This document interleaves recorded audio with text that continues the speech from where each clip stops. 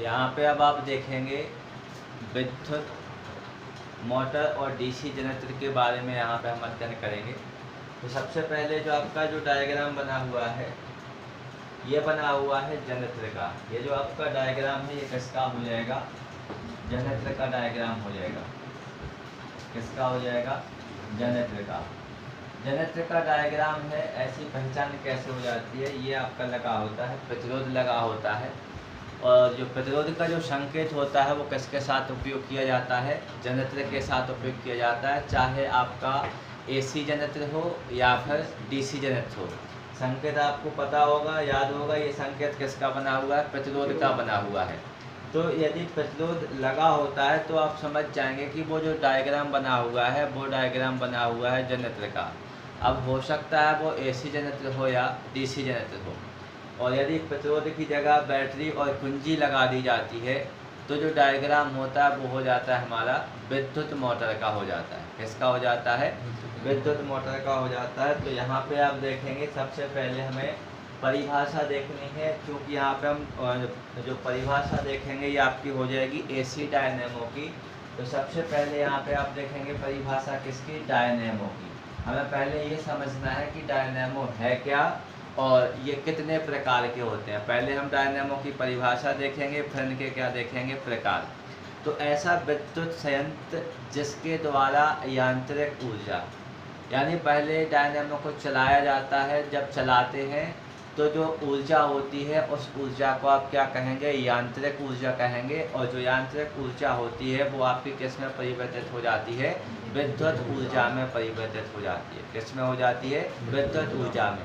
तो ऐसा यंत्र जो यांत्रिक ऊर्जा को विद्युत ऊर्जा में क्या करता है? परिवर्तित करता है या रूपांतरित कर देता है, उसको हम क्या कहते हैं? डायनेमो कहते हैं। क्या कहते हैं? डायनेमो। अब डायनेमो को यदि हम देखें तो डायनेमो को ही जनरेटर या जनरेटर कहा जाता है। डायनेमो को ही हम क्या कहते हैं? उसी को हम जनरेटर कहते हैं, और उसी को आप क्या कह सकते हैं? जनरेटर भी कह सकते हैं। अब इसका जो कार्य सिद्धांत होता है ये एक ऑब्जेक्ट के लिए भी होता है। जो आपका जनरेटर होता है, जनरेटर का जो कार्य सिद्धांत होता है ये किसके ऊपर आधारित होता है? विद्युत चुंबकीय प्रेरण की क्रिया के ऊपर आधारित होता है। कौन सी क्रिया के ऊपर आधारित होता है? विद्युत चुंबकीय प्रेरण की क्रिया पर आधारित होता है। तो एक तो हमारा यहाँ से ऑब्जेक्ट भी कंफर्म हो जाता है कि जो डायनेमो होता है, डायनेमो का जो कार्य सिद्धांत होता है ये विद्युत चुंबकीय प्रेरण की क्रिया के ऊपर आधारित होता है। विद्युत चुंबकीय प्रेरण का हम पूरा चैप्टर देख चुके हैं। तो ये जो कार्य सिद्धांत होता है इसका, ये विद्युत चुंबकीय प्रेरण पर आधारित होता है। साथ में यदि हम यहाँ पे डायनेमो का वर्गीकरण करते हैं तो जो डायनेमो होता है, डायनेमो हमारे कितने प्रकार के होते हैं? 2 प्रकार के होते हैं। कितने प्रकार के होते हैं? 2 प्रकार के। एक डायनेमो ऐसा होता है जिसे हम एसी डायनेमो कहते हैं, और जो दूसरा डायनेमो होता है उसको हम क्या कहते हैं? डीसी डायनेमो कहते हैं। यानी डायनेमो हमारे कितने प्रकार के हो गए? 2 प्रकार के। पहला कौन सा डायनेमो हो गया? एसी डायनेमो हो गया, और जो दूसरा डायनेमो होता है इसको हम क्या कहते हैं? डीसी डायनेमो कहते हैं। नाम से ही इनकी परिभाषा स्पष्ट। देखिए एसी लगा है और साथ में क्या लगा है? डायनेमो। अब डायनेमो की तो हम परिभाषा चूँकि पढ़ ही चुके हैं। डायनेमो में हमने पढ़ा है कि वह यंत्र जो क्या करता है? यांत्रिक ऊर्जा को विद्युत ऊर्जा में परिवर्तित करता है। लेकिन यहाँ पे एक शब्द हमारा प्लस हो गया, एसी। माने डायनेमो के साथ एक शब्द और जुड़ गया, एसी। तो हम परिभाषा लिखेंगे ऐसा डायनेमो जो यांत्रिक ऊर्जा को प्रत्यावर्ती विद्युत ऊर्जा के रूप में, माना उसके साथ में शब्द कौन सा लगा दिया? प्रत्यावर्ती लगा दिया। तो ऐसा डायनेमो जो यांत्रिक ऊर्जा को प्रत्यावर्ती विद्युत धारा में क्या करता है? रूपांतरित करता है। विद्युत धारा माने विद्युत ऊर्जा। अब जो विद्युत धारा है वो कौन सी विद्युत धारा है?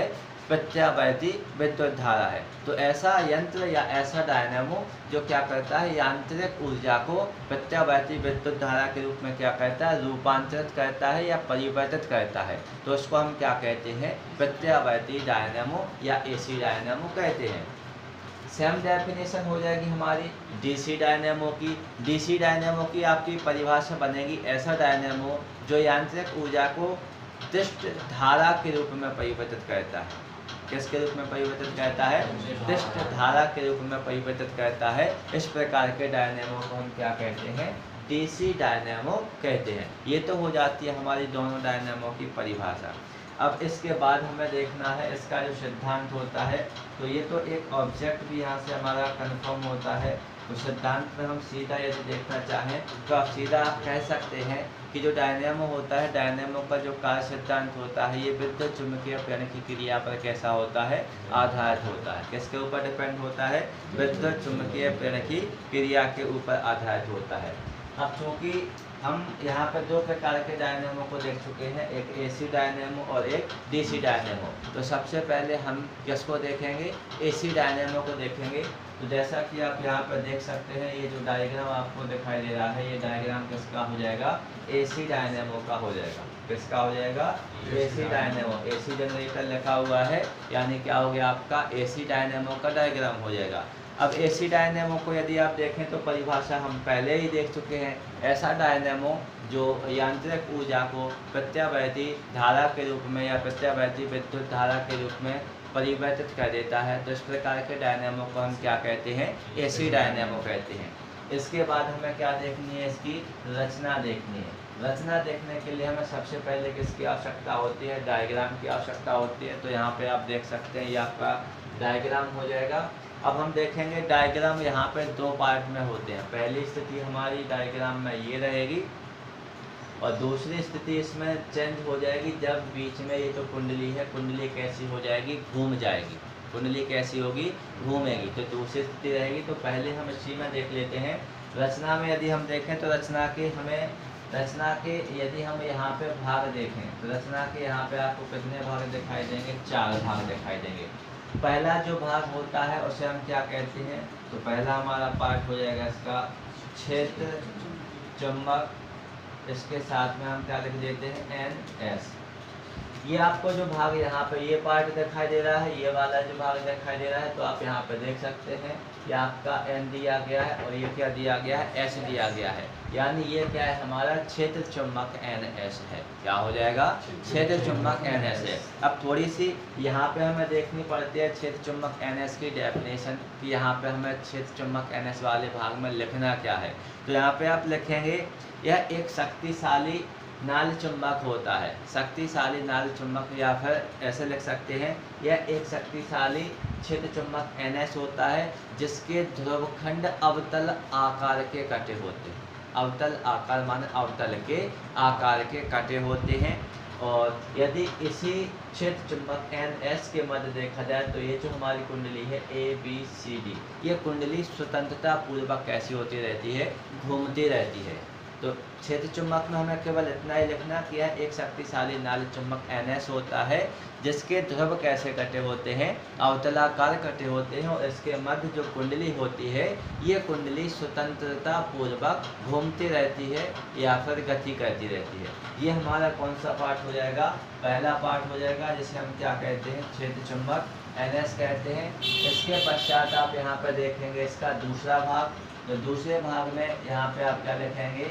या तो हम उसको कुंडली कह सकते हैं या फिर कुंडली को ही हम क्या कहते हैं?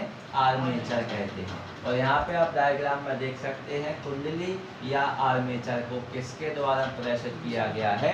ABCD के द्वारा प्रदर्शित किया गया है। किससे प्रदर्शित कर रहे हैं हम इसको? ABCD से प्रदर्शित कर रहे हैं। तो सबसे पहले यहाँ पे हम देखेंगे कुंडली बनाई कैसे जाती है। तो कुंडली को बनाने के लिए हमें मुलायम लोहे का क्रोड़ लेना पड़ता है। किसको लेना होता है? मुलायम लोहे के क्रोड़ को लेते हैं। क्रोड़ पर क्या किया जाता है? तांबे के विद्युत रोधी तारों को लपेट करके अनेक फेरों की क्या बना ली जाती है? कुंडली बना ली जाती है। कुंडली को ही हम आर्मेचर कहते हैं। तो यहाँ पे हम लिखेंगे, यह मुलायम लोहे के क्रोड़ पर तांबे के अनेक फेरों को लपेट कर बनाई गई कुंडली या आयताकार कुंडली होती है। या फिर सीधा लिख देंगे कि मुलायम लोहे के क्रोड़ पर जब तांबे के विद्युत रोधी तारों को लपेट दिया जाता है तो किसका निर्माण होता है? कुंडली या आर्मेचर का निर्माण होता है। साथ में हम ये तो देख ही चुके हैं कि जो हमारी कुंडली होती है ये किसके मध्य घूमती रहती है? NS यानी चुंबकीय क्षेत्र NS के मध्य स्वतंत्रता पूर्वक गति करती रहती है। ये हो जाता है इसका दूसरा बिंदु। इसके पश्चात हम देखेंगे इसका जो तीसरा जो बिंदु होता है, तीसरे बिंदु में हमें देखना है, यहाँ पे आपको दिखाई दे रहे होंगे S1 स्लिप रिंच दिए गए हैं और ये आपका S2 स्लिप रिंच दिए गए हैं। तो यहाँ पे हम इस वाले भाग को क्या कहते हैं, सर्पी वलय S1 S2 कहेंगे। तीसरा वाला जो हमारा भाग होगा उसको हम क्या कहेंगे, सर्पी वलय S1 और S2। कौन सा भाग हो जाएगा, सर्पी वलय S1 और S2। अब यदि हम सर्पी वलय को देखें तो आर्मेचर का प्रत्येक सिरा धातु के, अब देखें आर्मेचर यानी ये कुंडली है, इसका एक सिरा ये वाला हो जाएगा और एक सिरा इसका ये वाला हो जाएगा। एक वाली आपको ये सीधी लाइन दिखाई दे रही है यहाँ तक, और एक लाइन आपको ये यहाँ तक दिखाई दे रही है, फिर यहाँ पे आपकी ऐसे ज्वाइंट हो गई, ये यहाँ पे ज्वाइंट हो गई। तो जो आर्मेचर या कुंडली होती है, आर्मेचर या कुंडली का जो प्रत्येक सिरा होता है, माने दो सिरे होंगे, तो जो प्रत्येक सिरा होता है ये आपका धातु की एक कुंडली यानी धातु के एक वलय, वलय यानी होता है गोला, धातु के एक वलय के साथ कैसा होता है, जुड़ा होता है। किसके साथ जुड़ा होता है, धातु के वलय के साथ जुड़ा होता है। और ये जो धातु के जो वलय होते हैं ये किसके बने होते हैं, तांबे के बने होते हैं। तांबा क्या है, धातु है, तो धातु के साथ जुड़ा होता है। और जो धातु होती है ये धातु किसके उपयोग की जाती है, सामान्यतः तांबे की उपयोग की जाती है। और ये जो वलय होते हैं, सर्पी वलय हम जिन्हें कहते हैं, ये वलय जैसे ही हमारी कुंडली घूमेगी तो कुंडली के साथ साथ जो हमारे सर्पी वलय S1 और S2 होते हैं, ये सर्पी वलय भी कुंडली के साथ कैसे होते रहते हैं, घूमते रहते हैं।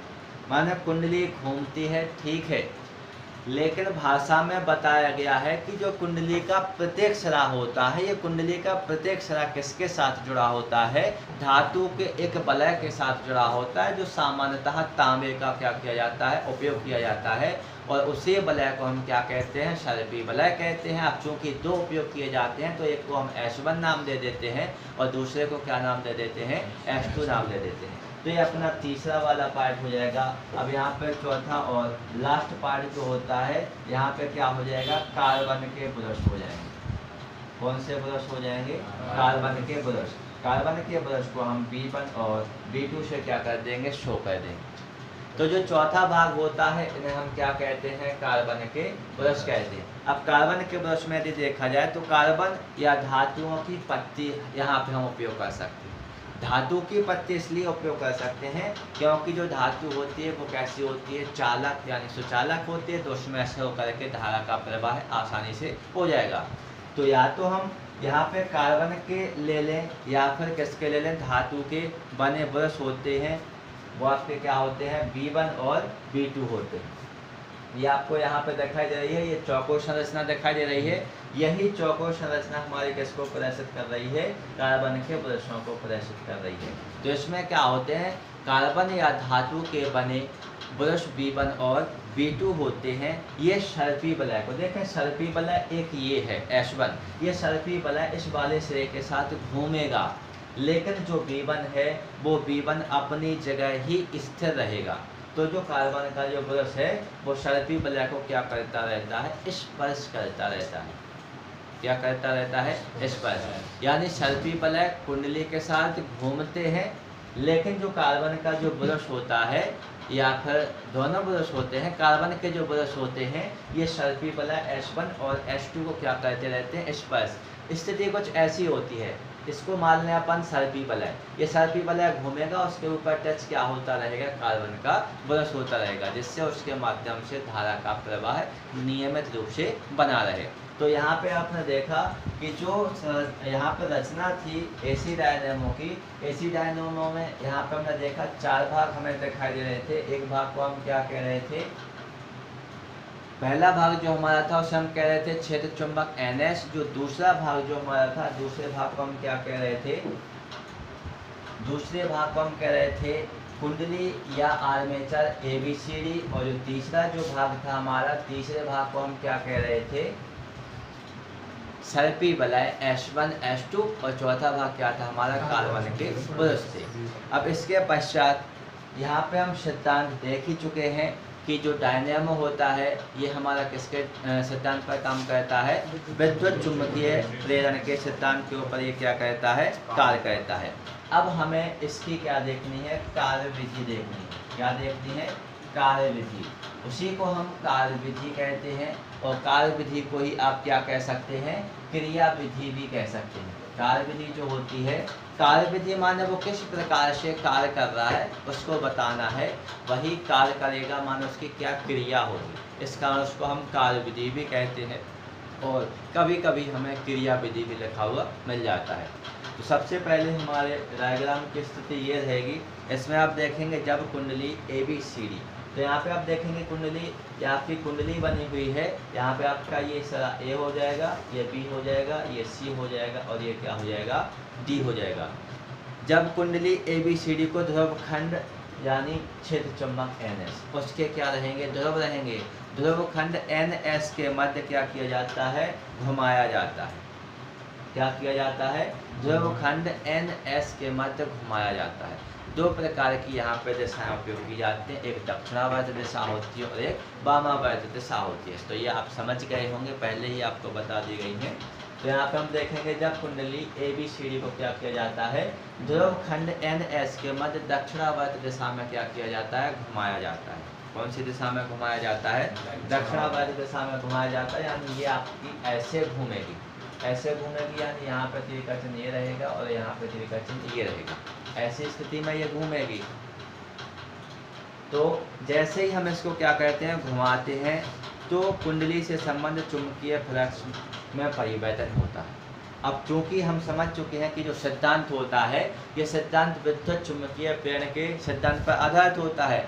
अब विद्युत चुंबकीय प्रेरण के सिद्धांत में होता क्या है कि जैसे हमने कुंडली को क्या किया, दक्षिणावर्त दिशा में NS के मध्य घुमाया, तो घुमाने से हुआ क्या कि जो कुंडली थी, कुंडली से संबद्ध जो चुंबकीय फ्लक्स था, चुंबकीय फ्लक्स के मान में क्या होता है, परिवर्तन होता है। ये तो परिभाषा में हम देख चुके थे।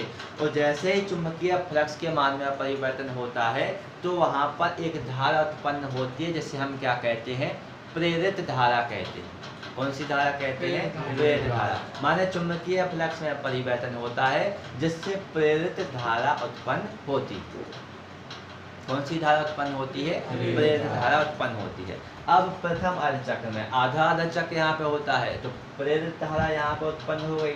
ठीक है, अब यहाँ पे हमें देखना है कि जो प्रथम अर्धचक्र में कुंडली में धारा की दिशा, माने धारा ये जा रही है, ये तीर का चिन्ह हमने आपको बताया है।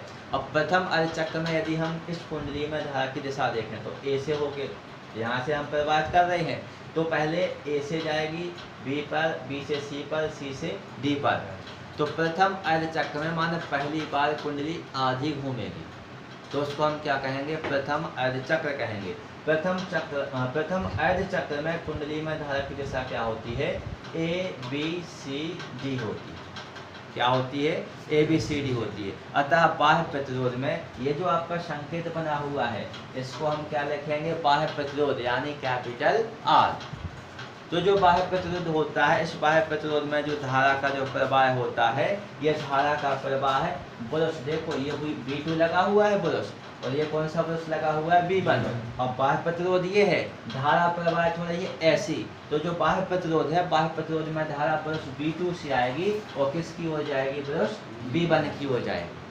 तो यहाँ पे हम लिखेंगे बाह्य प्रतिरोध में जो धारा होती है, ये ब्रश B2 से लेकर के B1 की ओर प्रवाहित होती है। धारा ये आ रही है, देखो ये आ रही है, ये आ रही है और ये जा रही है, ऐसे आ रही है। तो जो धारा होगी ये हमारी ब्रश B2 से होकर के, बाह्य प्रतिरोध यानी ये R हो गया, इसमें जो धारा होती है ये ब्रश B2 से होकर के B1 की ओर प्रवाहित होती है। ये हमारी स्थिति होती है प्रथम अर्धचक्र में। कौन से अर्धचक्र में हो जाएगी, प्रथम अर्धचक्र में हो जाएगी। इसके बाद कुंडली हमारी आधी घूम गई, माने A और B वाला पार्ट आ जाएगा हमारा C और D की जगह, और जो C और D है वो आ जाएगा A और B की जगह। मान के चलो अभी स्थिति ये है, यहाँ पे A है, यहाँ पे B है, यहाँ पे C है और यहाँ पे D है। अर्धचक्र में घूम गई यानी इतनी हो गई, इतनी हो जाएगी। तो जो इस साइड जो पार्ट था वो उस साइड पहुंच जाएगा और उस साइड के पार्ट इस साइड आ जाएंगे। अब हम देखेंगे यहाँ पर इसका द्वितीय अर्धचक्र, यहाँ पर हमें देखना है तो यहाँ पे आप देखेंगे द्वितीय अर्ध चक्र में क्या होता है। द्वितीय अर्ध चक्र में धारा की दिशा, आप चूंकि देखें हम बता रहे हैं कि दिशा बदल जाएगी, यानी यहाँ पे D हो जाएगा, यहाँ पे आपका क्या हो जाएगा C, यहाँ पे क्या पहुँच जाएगा B, और यहाँ पे क्या हो जाएगा A। आधी घूम जाएगी तो इस साइड के पार्ट उस साइड पहुँच जाएंगे और साइड के इस साइड आ जाएंगे। साथ में S1 इस साइड आ जाएगा और ये S2 इस साइड पहुँच जाएगा। स्थिति यही रहेगी, केवल ये घूमेगा तो ऐसा हो जाएगा, माने ये S1 इधर आ जाएगा और ये जो S2 है ये इस साइड आ जाएगा, माने ये भी कुंडली के साथ घूमते हैं। अभी बताया था कि जो सर्पी बलय होते हैं ये कुंडली के साथ घूमते रहते हैं, लेकिन जो कार्बन के ब्रश होते हैं ये कुंडली के जो सर्पी बलय होते हैं उन सर्पी बलयों को स्पर्श करते रहते हैं। तो अब देखते हैं हम द्वितीय अर्धचक्र। द्वितीय अर्धचक्र में यदि हम यहाँ पर धारा की दिशा देखें कुंडली में, तो धारा की दिशा क्या होती है, DCBA होती है। कौन सी होती है धारा की दिशा, DCBA होती है। तो यहाँ पे यदि आप देखें तो जो बाह्य प्रतिरोध होगा, अब चूँकि DCBA है तो ये ऐसा घूम जाएगा, तो ये जो B1 है ये इस साइड आ जाएगा और ये जो B2 है ये इस साइड आ जाएगा। वास्तविकता ये है कि B1 और B2 इधर उधर नहीं गए हैं, इधर उधर किया गया है। S1 आ गया इस साइड और S2 हो गया ऐसा, माने ये घूम गया। तो फिर अभी धारा प्रवाहित हो रही थी B2 से B1 की ओर, और जो अब धारा प्रवाहित होगी अब ये भाग ऐसा हो जाएगा, माने चित्र को आप उलट देंगे तो जो धारा का जो प्रवाह होगा बाह्य प्रतिरोध में ये होगा B1 से लेकर के B2 की ओर, क्योंकि कुंडली घूम गई है। कुंडली घूमे, कुंडली के साथ सर्पी बलय घूमे, तो सर्पी बलय घूम जाने के कारण ही ऐसा हुआ है कि जो हमारा बाह्य प्रतिरोध था यानी R था, इसमें जो धारा द्वितीय अर्धचक्र में प्रवाहित होती है ये हमारी ब्रश B1 से लेकर के B2 की ओर कैसी होती है, प्रवाहित होती है। और जब कुंडली का तल बल रेखाओं के लंबवत होता है, जो कुंडली है ये हमारी जो कुंडली बताई गई है इसके यदि हम तल को देखें तो जब कुंडली का जो तल होता है ये बल रेखाओं के कैसा होता है, लंबवत होता है। बल रेखाएं अपन पढ़ चुके हैं, किसी बंद पृष्ठ से गुजरने वाली जो रेखाएं होती हैं उनको हम बल रेखाएं कहते हैं, बल रेखाओं की संख्या। तो यदि यहाँ पे हम कुंडली का तल जब बल रेखाओं के कैसा हो, लंबवत, इतने ही भाग में सस्पेंस है, लंबवत होता है तो प्रेरित धारा जो होती है, प्रेरित धारा का मान कैसा होता है, शून्य होता है। कब शून्य होता है, जब कुंडली का तल बल रेखाओं के लंबवत होता है, उस कंडीशन में जो प्रेरित धारा होती है वो प्रेरित ही नहीं होती, माने प्रेरित धारा का मान कैसा होता है, शून्य होता है। और जब उसका तल बल रेखाओं के कैसा होता है, समानांतर। एक स्थिति लंबवत की बनती है, दूसरी समानांतर की बनती है। तो यहाँ पे हमने देखा कि जब कुंडली का तल बल रेखाओं के लंबवत था तो प्रेरित धारा का मान शून्य था, और जब कुंडली का तल बल रेखाओं के कैसा होता है, समानांतर होता है, तो जो प्रेरित धारा होती है, प्रेरित धारा का मान शून्य था, तो दूसरी कंडीशन में कैसा हो जाएगा, अधिकतम हो जाएगा। कैसा हो जाएगा, अधिकतम। जब समानांतर होता है कुंडली का तल बल रेखाओं के, तो जो प्रेरित धारा होती है, प्रेरित धारा का मान कैसा होता है, अधिकतम होता है। इसका मान कैसा हो जाएगा, अधिकतम। इस प्रकार बाह्य प्रतिरोध R में बहने वाली धारा का मान प्रथम अर्धचक्र में शून्य से बढ़कर के कैसा हो जाता है, अधिकतम। प्रथम अर्धचक्र में कुंडली में बहने वाली जो धारा होगी उसका मान पहले शून्य रहेगा जब लंबवत रहेगी, और जैसे ही समानांतर होगी तो उसका मान शून्य से कैसा हो जाएगा, अधिकतम हो जाएगा। इसमें यदि आप देखें तो जो धारा होती है ये प्रवाहित होती है और फिर शून्य से अधिकतम हो जाता है, और फिर अधिकतम से कैसा हो जाता है, शून्य हो जाता है। ये क्रिया हमारी लगातार चलती रहती है। द्वितीय अर्धचक्र में क्या फिर माने शून्य से फिर अधिकतम हो जाता है, माने शून्य था फिर अधिकतम हो गया, फिर अधिकतम से शून्य हो गया, फिर आ गया हमारा द्वितीय अर्धचक्र। फिर द्वितीय अर्धचक्र में फिर यही क्रिया होती है कि जो धारा का जो मान होता है, आपका क्वेश्चन है धारा का जो मान होता है, ये धारा का मान फिर शून्य से कैसा हो जाता है, अधिकतम हो जाता है, और फिर अधिकतम से कैसा हो जाता है, शून्य हो जाता है। ये क्रिया लगातार चलती रहती है, माने शून्य से अधिकतम, शून्य से अधिकतम, आधे आधे चक्र में होता रहता है। तो यहाँ पे आप देखेंगे कि जो अधिकतम से पुनः शून्य हो जाता है, इससे स्पष्ट होता है कि जो आपका जो बाह्य प्रतिरोध होता है जिससे हम क्या कह रहे हैं, कैपिटल R, जो बाह्य प्रतिरोध होता है, बाह्य प्रतिरोध में बहने वाली जो धारा होती है ये कैसी होती है, AC होती है। कैसे पता चला, शून्य से अधिकतम, अधिकतम से शून्य, माने चित्र को देखो, शून्य से अधिकतम, अधिकतम से शून्य, और फिर से यहाँ पे शून्य से अधिकतम, अधिकतम से कैसी हो गई, शून्य हो गई। यानी हमें इससे स्पष्ट मालूम चल गया कि जो हमारा बाह्य प्रतिरोध है, बाह्य प्रतिरोध में जो बहने वाली जो धारा है उसका मान कौन सा होगा, प्रत्यावर्ती होगा, यानी प्रत्यावर्ती धारा हो जाएगी। तो ये जो अपना क्वेश्चन